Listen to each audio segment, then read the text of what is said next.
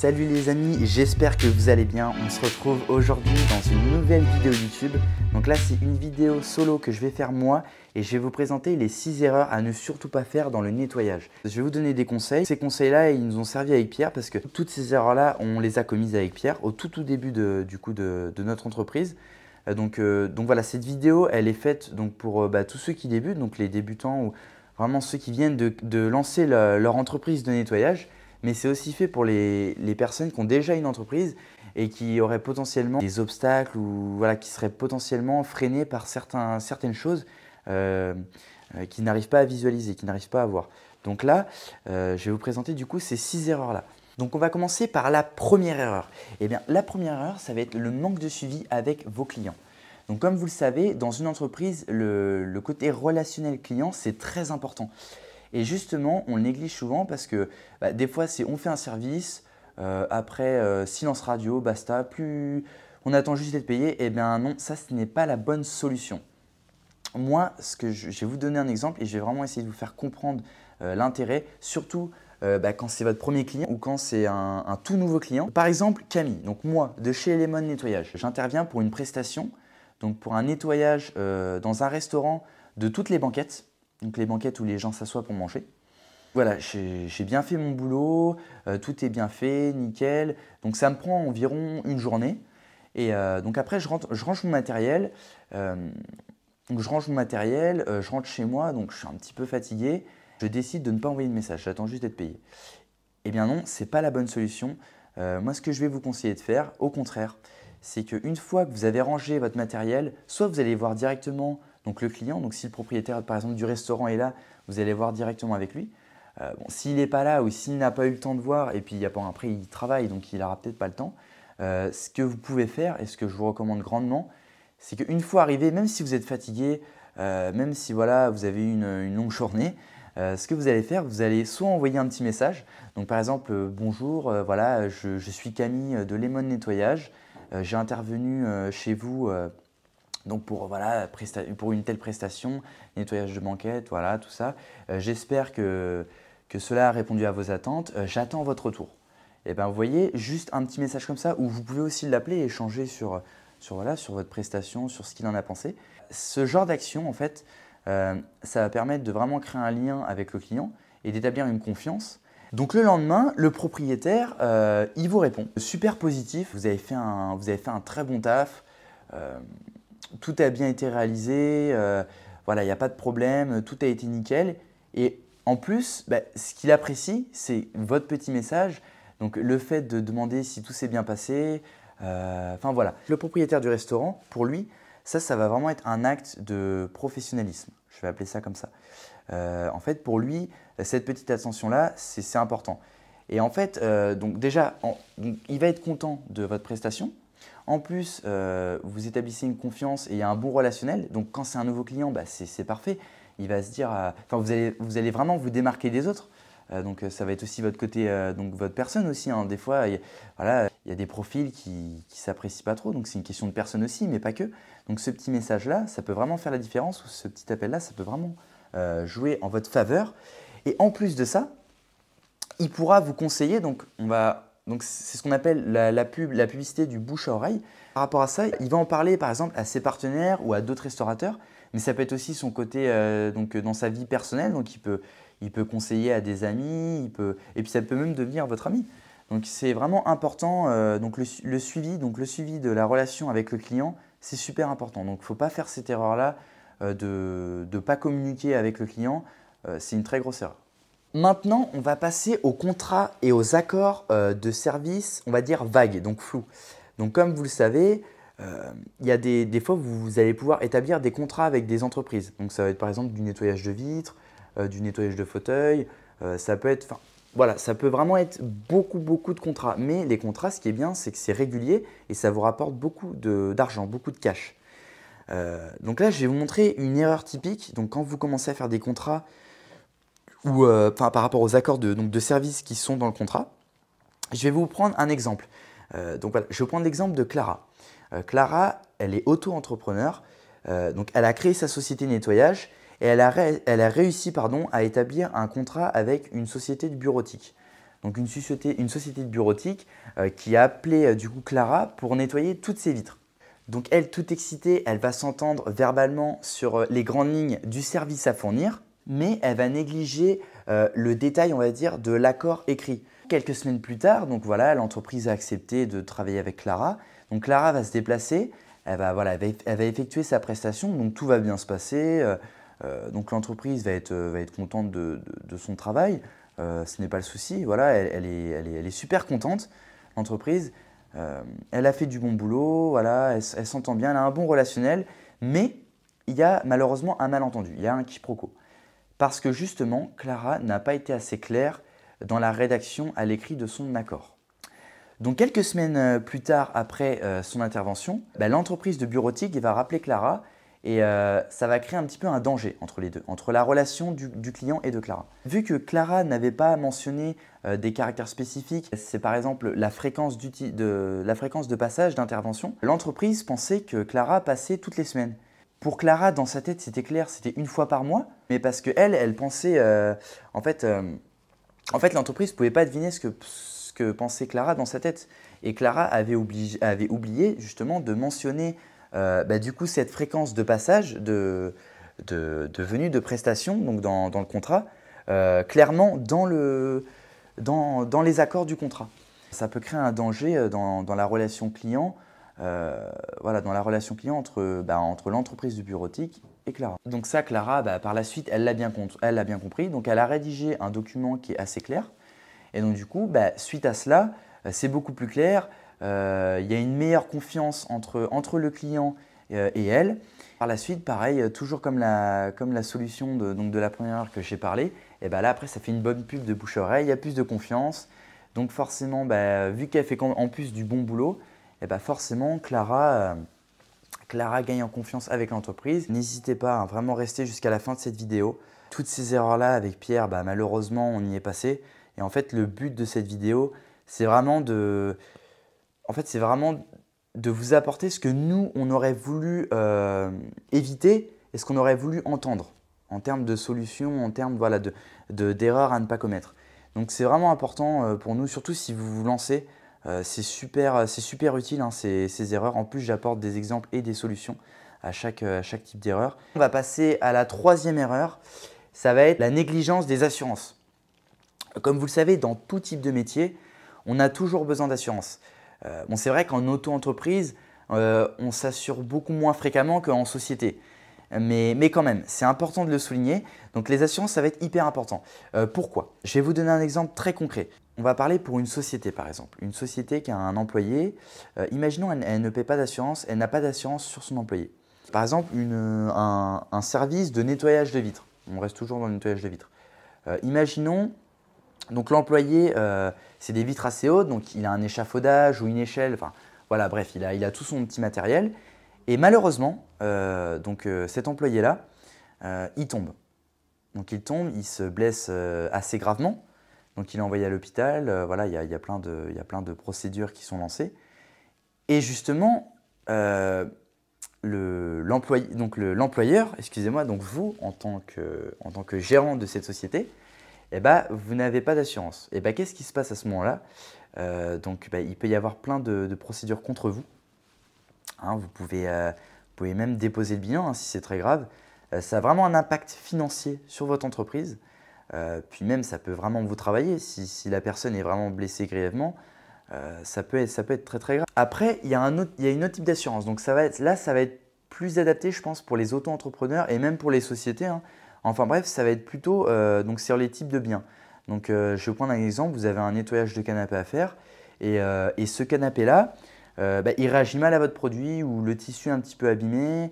Vous utilisez par exemple sur votre visseuse une brosse pour nettoyer en profondeur le tissu et mettons cette brosse, elle est un petit peu trop puissante. Le tissu était déjà abîmé mais vous n'en êtes pas forcément rendu compte. Ça abîme vraiment le canapé. Et si c'est un canapé à 150 €, 200 €, ok, vous me direz c'est pas si grave que ça, même si ça a quand même un coût. Mais si c'est un canapé à 3 ou 4 000 €, là, ça peut vraiment en avoir un impact financier. Donc le but de ces assurances-là, si c'est un canapé par exemple à 3 ou 4 000 €, eh ben, les assurances, elles vont prendre en charge le remboursement. Et ça va vous éviter donc déjà de vous fâcher avec les clients, d'avoir des problèmes, que ça aille très très loin. Donc vraiment, ces assurances-là, elles sont super importantes en tant qu'entrepreneur, en tant qu'entreprise. C'est super important. Ça peut vous éviter de nombreux problèmes. Donc voilà, c'est une erreur qu'il ne faut surtout pas négliger. Pour ces assurances-là, je vous invite vraiment à vous renseigner donc sur les types d'assurances, donc par rapport au type de spécialisation que vous faites. Donc il y a des types d'assurances par rapport à des critères où vous êtes plus susceptible que d'autres. Si par exemple vous êtes souvent confronté à des matériaux de luxe ou du matériel haut de gamme, vous allez plus vous pencher sur une assurance comme ça. Si c'est plus à haut risque, donc là je parle en général pour plusieurs métiers, eh ben, ça va être plus des assurances en cas de chute, en cas de blessure, enfin voilà. Un petit peu, faut vraiment trouver l'assurance qui vous convient le mieux. Maintenant, on va passer à la quatrième erreur. La quatrième erreur, d'ailleurs, que j'aurais dû mettre en top 1, qui est la confusion entre vos dépenses professionnelles et personnelles. Pour moi, c'est l'une des erreurs que les gens font le plus quand ils sont mal accompagnés et quand ils se lancent vraiment, on va dire, à tête baissée ou très rapidement. Ils ne s'en rendent pas forcément compte sur le moment même au début. Donc moi, je vais vraiment vous conseiller de séparer ses dépenses personnelles et ses dépenses professionnelles, d'avoir un compte professionnel, donc par exemple avec Conto. Moi, j'en ai un. J'ai mon compte personnel. Bon, je ne citerai pas la banque parce que voilà, je ne vais pas citer la banque. Mais voilà, Conto, moi, j'ai aucun partenariat avec eux. Enfin voilà, c'est juste que c'est pour moi le meilleur compte pour les professionnels, surtout quand vous êtes auto-entrepreneur. Donc moi, tout ce que je facture à mes clients, donc ça va sur Conto. Ensuite, donc je déduis toutes les charges, tout ça. Et ensuite, j'envoie sur mon compte personnel pour mes dépenses du quotidien, donc les courses, mes dépenses personnelles. C'est important de faire ça. Pourquoi? Alors, premièrement, ça va vous permettre de gagner du temps. Deuxièmement, une meilleure organisation. En fait, il faut bien que vous compreniez que tout ce que, par exemple, si vous achetez, je vais vous montrer un exemple très simple. Si vous achetez par exemple une shampooineuse avec des produits, des microfibres, enfin bref, tout ce que vous avez besoin pour exercer vos prestations de service, donc dans votre entreprise. Si vous payez avec le même compte que vos dépenses personnelles, quand vous allez faire des déclarations fiscales, quand vous allez tout déclarer, quand vous allez voir ce que vous avez dépensé par rapport à votre entreprise, tout ça, ça ne va pas être cohérent et vous allez perdre du temps. Pourquoi? Quand vous allez voir sur le relevé de compte, quand vous allez chercher par rapport aux dates, par rapport au type d'outils que vous avez acheté, ça va être mélangé avec par exemple vos courses, l'achat de vos vêtements, l'essence de votre voiture perso. Enfin, voilà, tout va être mélangé et si vous avez beaucoup de transactions, vous allez vous y perdre, vous allez perdre un temps de fou à chercher toutes ces dépenses. Alors que si vous avez un compte professionnel, voilà, toutes les dépenses elles sont liées à l'entreprise. En plus, si vous avez un contrôle un jour, eh ben là, vous n'avez pas de mal, il y a des preuves. C'est seulement sur votre compte professionnel. Et voilà, c'est un gain de temps, c'est une bonne organisation. C'est vraiment, pour moi, c'est une erreur à ne pas commettre. Vraiment séparer les deux. Et en plus de ça, donc, ce que je peux vous apporter en plus, donc, dans ce compte professionnel, je peux vous conseiller aussi d'utiliser des outils de gestion de comptabilité, donc en ligne, numérique. Donc ça peut être des logiciels gratuits ou payants. C'est à vous de voir. Et en fait, ça va faciliter aussi le fait de lister tout ce que vous avez acheté à la date, l'utilité, le prix. Après, la cinquième erreur que font beaucoup aussi d'entrepreneurs quand ils démarrent leur société de nettoyage, en fait, ça va être l'absence de liste de vérification, donc plus communément appelée les checklists. Donc ce que j'entends par là, ça va être par exemple quand vous allez en prestation, prendre des photos avant et après. Donc vraiment prouver que vous avez réalisé un travail et comme ça, si le client est de mauvaise foi, il n'est pas honnête et qu'il vous traîne pas forcément en justice, parce que là, ce serait vraiment un type de prestation ou un contrat assez élevé. Enfin bref, ça peut toujours arriver. Donc ça, c'est vraiment important pour vous couvrir. Donc c'est des preuves concrètes. Et donc aussi, en parallèle, donc en plus, excusez-moi, de ces photos, vous pouvez vraiment lister précisément donc, la prestation que vous avez réalisée. Donc voilà. Donc ça, c'est vraiment une solution à apporter pour éviter ce type d'erreur et éviter aussi le conflit tout simplement avec le client. Enfin, je vais vous parler de la dernière erreur, donc de la sixième erreur dans cette vidéo. Une erreur aussi qui est très très importante qu'on fait beaucoup, c'est le manque d'organisation. Donc je vous donne un exemple.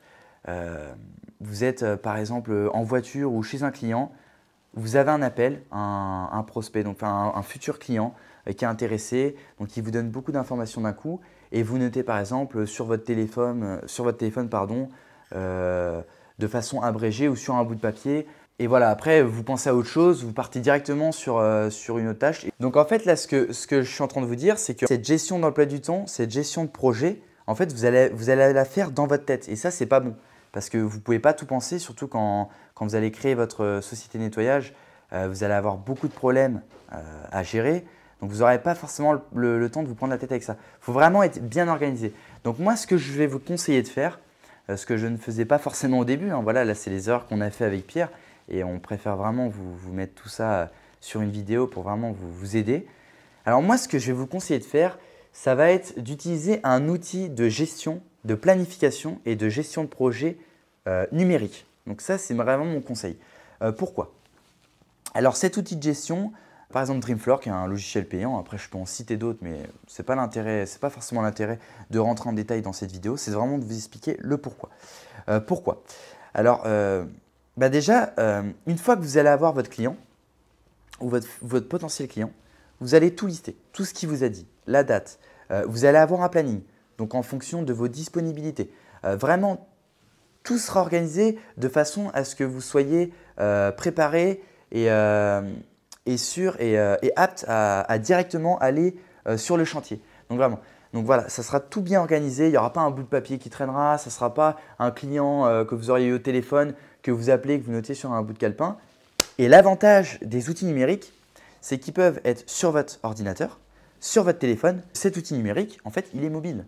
Donc si vous êtes en déplacement professionnel, que vous avez un client, boum, c'est dans la base de données, vous avez votre outil numérique, il est connecté à plusieurs serveurs.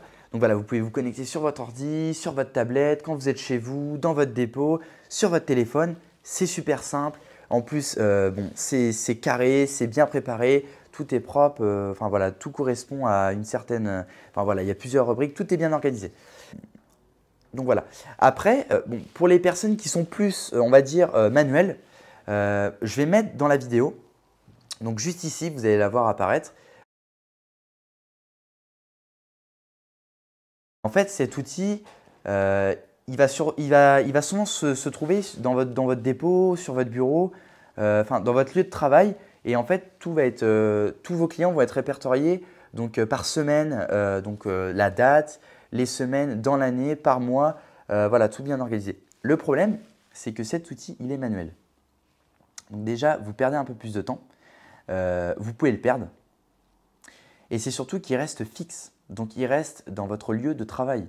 Donc, si vous partez en déplacement, si vous êtes en chantier, si vous êtes en voiture, bref, si vous avez un potentiel client qui vous appelle, qui vous donne plein d'informations et voilà, qui vous bombarde, qui vous dit « bon bah moi jeudi c'est bon », vous en plus vous ne savez pas trop si jeudi c'est bon, et ben en fait là vous perdez du temps parce que vous lui dites je vais vous reconfirmer, enfin vous cherchez plein, c'est pas des excuses mais vous allez avoir plein de freins. Vous allez du coup attendre de revenir pour voir cet outil de planification, donc ce grand tableau pour voir du coup si c'est bon. Ensuite vous allez du coup quand vous allez avoir le client au téléphone, vous allez devoir tout noter et réécrire et convenir à une date. Alors que là l'outil numérique, tout est clair, tout est précis, tout est bien organisé, il y a toutes les semaines, il est mobile, vous pouvez aller partout. Donc franchement moi je vous conseille ça. Bon voilà, j'espère que cette vidéo vous aura plu, j'espère qu'elle vous aura beaucoup aidé. En tout cas, moi j'aurais aimé regarder cette vidéo quand j'ai lancé ma société de nettoyage avec Pierre. N'hésitez pas à laisser des commentaires si vous avez des questions, si vous voulez améliorer aussi ce que j'ai dit, hein, parce que moi je débute, ça fait seulement, si vous avez vu la première vidéo où on se présente avec Pierre, moi ça fait seulement depuis décembre que j'ai commencé mon aventure dans l'entrepreneuriat. Donc voilà, je ne connais pas tout, hein, je ne suis pas un maître, je ne suis pas un expert.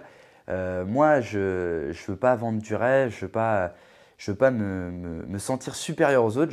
J'apporte juste, voilà, j'aime bien créer du contenu et j'apporte juste, moi, mes erreurs, ce que j'ai vraiment, en fait, les erreurs que j'ai vraiment faites dans le début de mon aventure entrepreneuriale. Donc n'hésitez pas à vous abonner, à activer la cloche de notification. Comme je vous l'ai dit, n'hésitez pas pour toutes vos questions et pour toutes vos suggestions et vos réponses si vous n'êtes pas d'accord dans les commentaires. On se dit à très vite pour une prochaine vidéo. Allez, ciao!